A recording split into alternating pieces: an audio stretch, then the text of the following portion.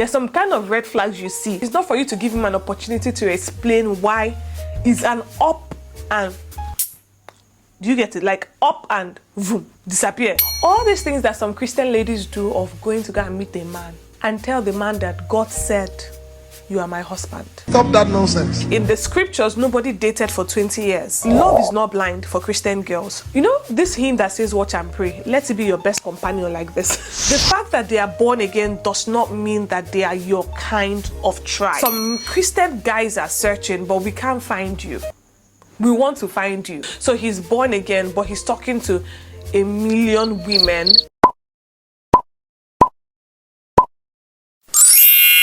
Hi guys, welcome back to my channel. My name is Erima if you haven't seen me before, and if you're a returning subscriber to my channel, welcome back to the channel as always. If this is your first time coming across the channel, my name is Erima, as I earlier said, and I film about faith and lifestyle from Abuja, Nigeria. This is the start of a series. I feel like doing drum rolls on this one because this has been a long time coming. For the next couple of weeks, we are going to be talking about love, relationships, dating for Christian girls, modest girls, faith girlies. So if you're interested in all of that, I want you to click the subscribe button right now. Click also the bell notification so you are notified every single time I post a video. Trust me when I say that this series is just for you. In this video, I'm going to share 5 dating mistakes that Christian girls make, and some of these mistakes I made myself. Now I'm married and I just want to help my girlies out there. Like, you should not be making these mistakes after I have made them. I made these mistakes so that you don't have to make them. Do you get? So without much ado, let's get right into the video. Dating mistake number 1, I would say, is not being approachable or not being visible. So there is this thing with Christian girls and not being approachable. You don't want to make friends with guys. You don't want to make friends with the opposite sex. You don't want to talk to them. You don't want to establish connections. How then do you expect to meet people? So you're not going out. And when I talk about going out, I'm not even talking about going out in the way that people of the world would talk about going out, like clubbing and partying and doing all of that. That is not even what I'm talking about. But I'm just talking about simply hanging out in units in church, like talking to the people that you go to church with, talking to the people that are at your school, talking to the people that are at work. You find a lot of Christian girls totally invisible, like you are in your house 24/7, you are locked up in your room 24/7, and you're praying and you're reading your Bible and you're doing all of that, and you're not necessarily making deliberate effort to connect with people. I'm not saying now go and start talking to people or proposing to people or talking. That's not the point, but I'm just saying make yourself approachable, make yourself visible. Some Christian guys are searching, but we can't find you. We want to find you. Talking to men are taboos, but then you want to meet the man of God. How would you meet him? Make it make sense. I really want Christian girls to be open to connections. Like, you really never know. Just interact with people, just talk, just be friendly, just be friends. You just get to know the different kinds of people that exist, and it helps you make a better choice at it. I don't know if that makes sense, but really be open to making friends, be open to connections, stay visible, go to church, sit down, join a unit. Don't go and lock yourself up in the room and be expecting that God will not perform miracle. The man will not knock at your door and say, I have finally come to pluck the flower. I have to point out that this is not in any particular order. Second mistake I would say a lot of Christian girlies make is ignoring red flags because they say they are born again.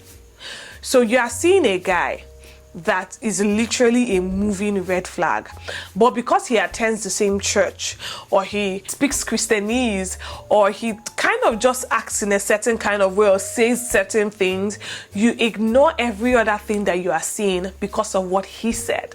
So he's born again, but he's talking to 1 million women. He's literally stringing 1 million women along, but no, he says he's born again. So you are going to take what he said over what he's acting.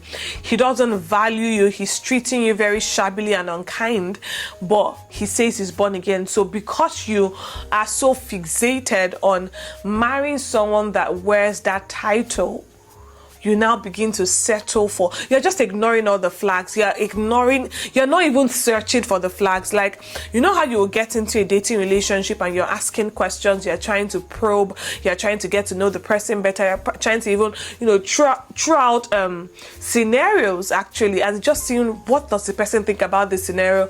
You're not doing any of that because he said he's born again. So that title is all encompassing. I sincerely do not believe that there is a particular man or woman for anybody, but I believe that there are certain kinds of people that you can be with that are best suited for you. The fact that they are born again does not mean that they are your kind of tribe.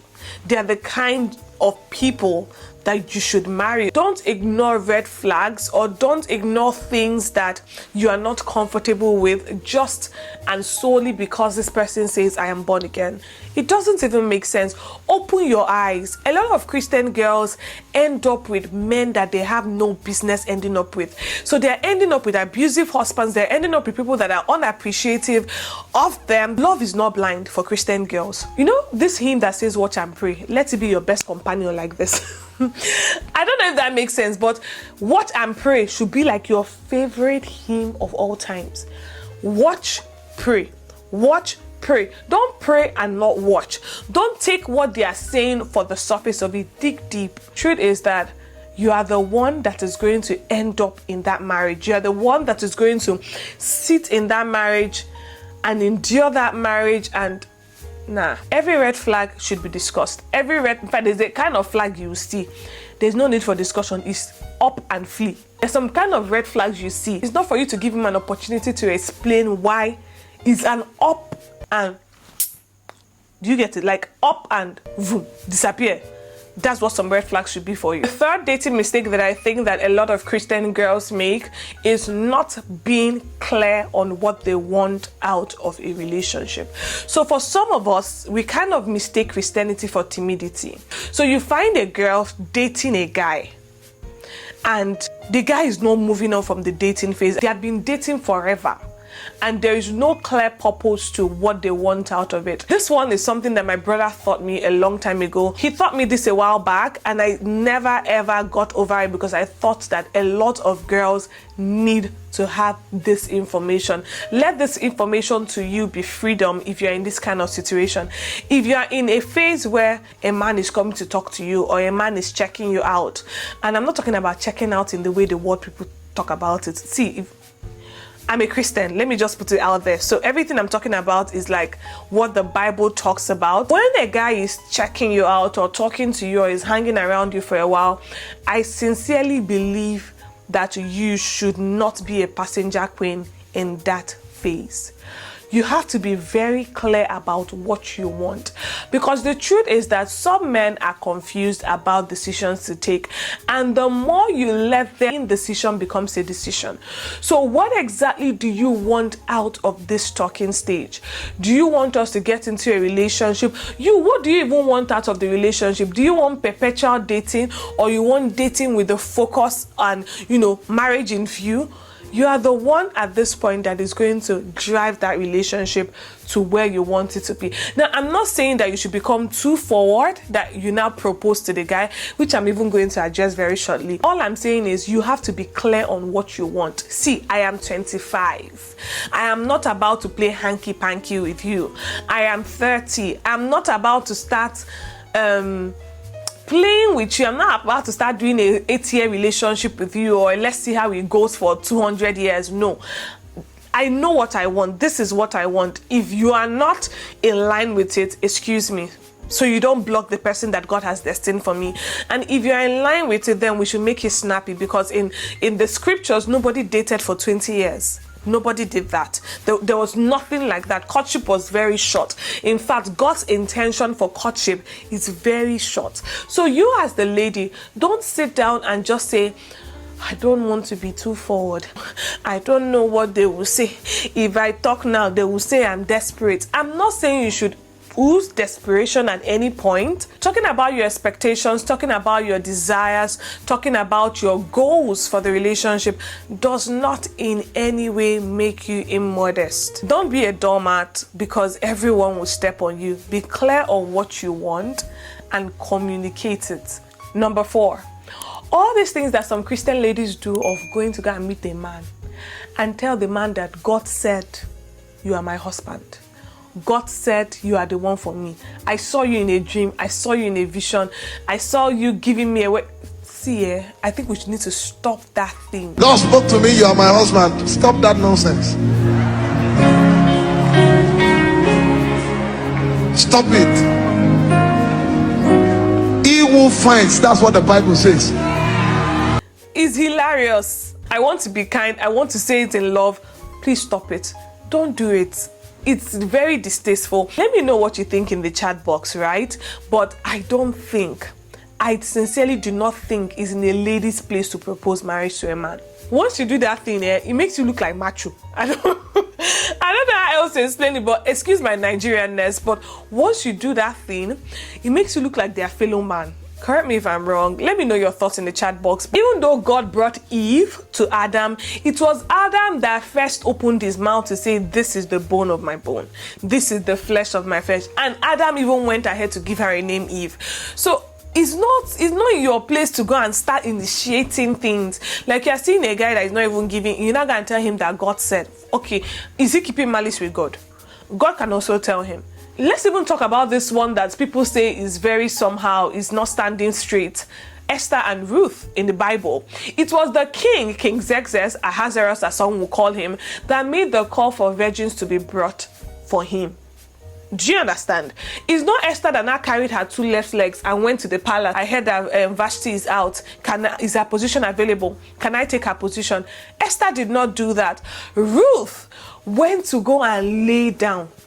She just made herself approachable. Even if Boaz wanted to redeem her as her kinsman redeemer, there's no way that Boaz would have done that with all those men around. It was Boaz that saw her in the morning and said, telling her about, oh, there's another man, before me that should be your kinsman redeemer before I am. And then he went to do all the works to make sure that Ruth became his wife. Boaz took that step. Ruth did not go there and tell him, God said, my mother-in-law said she saw a vision. Ruth did not do that. So please don't make yourself a clown. Don't make yourself a clown, because even if it does not end up, there are stories that should not be told about you as a Christian girl. This is my opinion. The story of you as a Christian lady proposing to men that maybe jilted you or refused or took advantage of your vulnerability, that story should not be told. Now I have come to number 5. I have a lot to say, but I just wanted to say 5 because I didn't want this video to become too long. But if you want a part 2, part 3, part 4, part 5 of this, let me know in the comment section and I might just be doing a season 2 or part 2 of this video. Number 5 is looking out for a Christian husband or a Christian partner that you are not. Like, Erima, what are you trying to say? I'm already a Christian girl. Accepting Jesus into your life as your Lord and as your personal Savior is just step 1. You just started the journey. That's not the destination. There is a process of growth. There's a process of renewing your mind, as Romans chapter 12 verse 1 to 2 will talk about. There's a process of discipleship, the kind that Paul went to go and get under Peter, the kind that Timothy got under Paul. There is time for discipleship just so that you can grow into maturity of the fullness of who God has destined you to be. Most times what I find is a lot of people are just comfortable with the point where they give their life to Christ. But there's a lot of growth that needs to happen on your inside. You need to, yield yourself to the Spirit for you to be able to birth the fruit of the Spirit: love, joy, peace, patience, kindness, goodness, faithfulness, meekness, self-control. All of those things are not necessarily follow-come package when you give your life to Christ, but they are things that are now developed in the place of yielding to the Lord. Most Christian girls, you would find them not necessarily even worried about how much of the fruit of the Spirit am I developing, but they want a man that is a follow-come package of all the fruit of the Spirit in one. So you want a man that is a pure definition of Galatians chapter 5, verse 22 to 23. You want him that package, but you are not that kind of person. You want a man that is kind. Are you a kind person? Are you even making deliberate efforts to be more patient, to be a good person, to be kind, to be faithful, to have self-control? Is your eye still in the church and in the world? All of these things are things that we necessarily do not pay attention to, which I think we should pay attention to actually. So you're looking for a partner. If I ask you to tell me the qualities you're looking out for, you're going to list all these qualities: kind, good, not stingy, this one, that one. Are you that kind of person? Like attracts like. If you're a pretender, if you're a hypocrite kind of Christian, make no mistake about it, you will attract your kind. So I think that at this point, I have talked a lot. I really intended this video to be very short because this is simply the introduction of a series, as I said earlier. So watch out for other videos on Christian dating, relationship. If you have questions that you want us to address in this series, kindly drop it in the comment section or send it via mail if you want to be anonymous, and we will sure keep you anonymous and answer your questions the best way that we can. But give this video a thumbs up if you enjoyed it, if you got value of any sort from it, and I'm sure that this video is going to be quite helpful to someone you know. So kindly share this video to anyone that you think might find it useful and helpful, and drop your comments in the comment section. Which of these points of mine do you agree with? Which do you disagree with? And please let us disagree in the most civil manner. I hope this video is a blessing to someone, and I'll see you guys in my next one. Bye for now.